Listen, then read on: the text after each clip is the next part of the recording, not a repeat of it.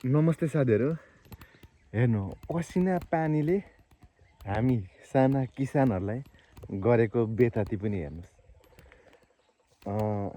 सबैले अहिले हेपिरहेको बेलामा हामीलाई चाहिँ यो असिना पानीले पनि हेपिरहेको अवस्था छ क्या। हेर्नु तपाईँ, ल हेर्नु त, यस्तो छ क्या अवस्था। यस्तो यस्तो बनाइदिएको क्या। ल हेर्नु, एउटा केही पनि राखेको छैन भने क्या। हेर्नु न, यो पुरै क्या, यो पुरै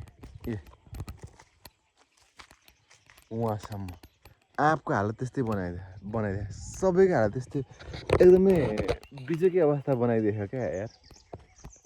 केराको हालत त्यस्तै, आँपको हालत त्यस्तै। यो आँपको जाँगा हेर्नु त कस्तो बनायो, पुरै छ्यान्द्रा बनाइदिएको यार। लास्टै यार केराको हालत त्यस्तो बनाइदिएको। हेर्नु ल, केरा यस्तो। ल हेर्नु त केराको हालत पुरै मरिसक्यो भनेको यार, पुरै। ओह, एकदमै गाह्रो अवस्था बनाइदिएको छ गाइस। अब के भन्ने है। यति ठुलो पानी परेको छ, यति ठुलो पानी पऱ्यो कि कुरै छोड्दिनँ क्या। भन्दा नबगाएको भने यार।